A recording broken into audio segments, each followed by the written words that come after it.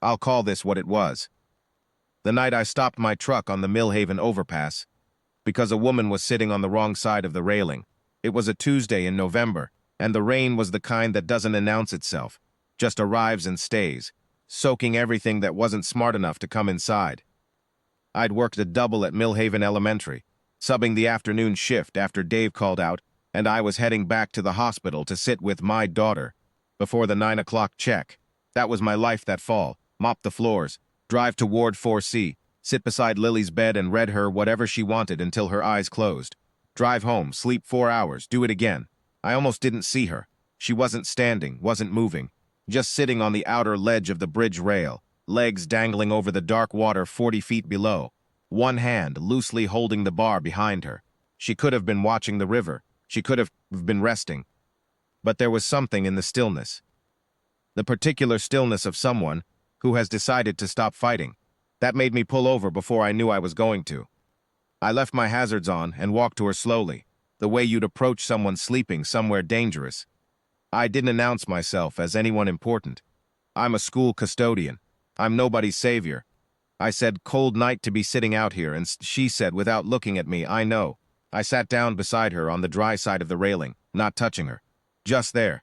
She was maybe 40, dressed like someone who'd once cared a great deal about appearances and had quietly stopped.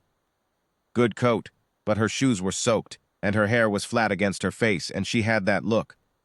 The one I recognized, because I'd worn it myself the winter after my wife died, of a person who's run out of reasons to negotiate with the next hour.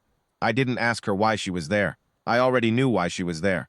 I asked her what she was good at. She finally looked at me. What? What you're good at. Doesn't have to be grand. Mine's grout lines. Perfect grout lines in a hospital floor at 2 in the morning. She stared at me like I'd said something in a foreign language. Then something small moved in her face. I used to be good at reading a room, she said, knowing exactly what a person needed before they asked. That's a real thing, I said. That's a gift. We sat there in the rain for another 40 minutes. She talked. I listened. I learned that she'd spent 12 years building a career in healthcare administration, had moved up fast, had been the kind of person other people leaned on. And then her younger sister had gotten sick, the kind of sick that doesn't resolve. She'd spent 3 years fighting for her, quit her job to manage the care full-time, spent her savings, took on debt, moved her sister into her apartment, did everything. And 8 months ago her sister had died anyway, and the apartment was gone, and the career she'd stepped out of had moved on without her. And the woman who was good at reading rooms had woken up one morning in a city that no longer had a place for her, and she had driven to the Millhaven overpass in the rain because she had simply run out of ledger space. I told her I understood more of that than she might think.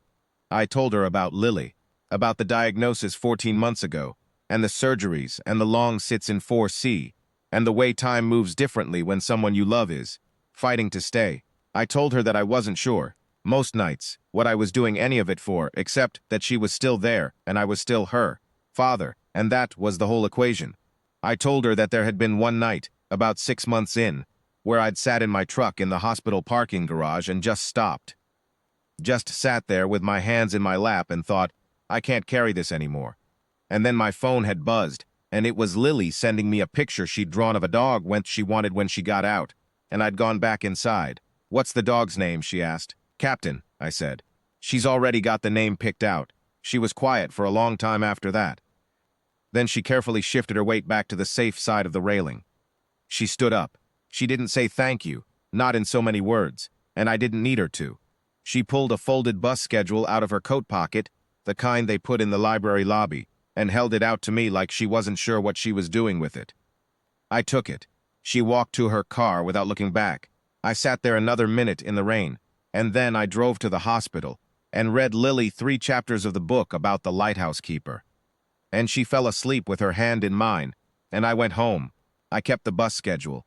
It dried out on my dashboard, creased and wavy, and I couldn't have told you why I didn't throw it away. Some things you hold on to without an explanation. 3 weeks passed. Lily's numbers had improved enough for her team to bring in a specialist, a new one, someone who'd been working at a research hospital in Baltimore and had just relocated to Millhaven. There'd been a quiet optimism in the hallways of 4C that I'd learned not to lean on too hard. But this one felt different. The nurses had a different kind of focus. I was sitting in my usual chair beside Lily's bed on a Thursday afternoon.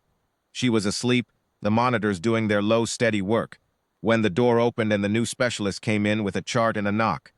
I looked up. She stopped. She was wearing a white coat, and her hair was pulled back, and she looked like someone who had slept and eaten and made certain decisions about continuing. But I knew her face the same way you know a piece of music you haven't heard in years. Immediately. Completely. She knew mine, too. For a moment, neither of us said anything.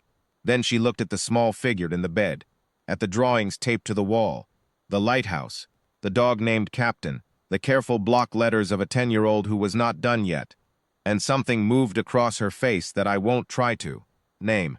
"She's yours," she said quietly. "She is," I said. She pulled a chair to the foot of the bed and opened the chart and began to walk me through the numbers, what they meant, what the new protocol involved, what she believed was possible. She was calm and precise and completely present, and I could see in the way she spoke, the way she read the room before she opened her mouth, that the gift she'd described on the bridge had come back to her. She stayed 40 minutes. On her way out, she paused at the door. "She drew a dog," she said, looking at the wall. "Captain," I said, "for when she gets out." She nodded once. "She's going to get out," she said. Not a platitude, the way a person says a thing they intend to make true. She pulled the door shut quietly behind her.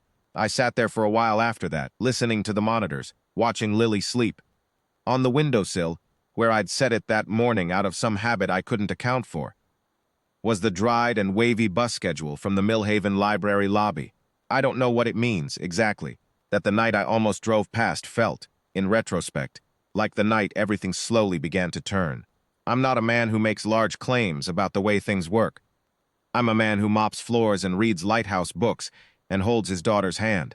But I've thought about what she said on that bridge, about being good at reading a room, at knowing what a person needed, and I've thought about what it must have taken to walk back through a door like that, to rebuild the thing you gave everything for and lost, to show up in a child's hospital room and decide out loud that she's going to get out. That takes a specific kind of courage.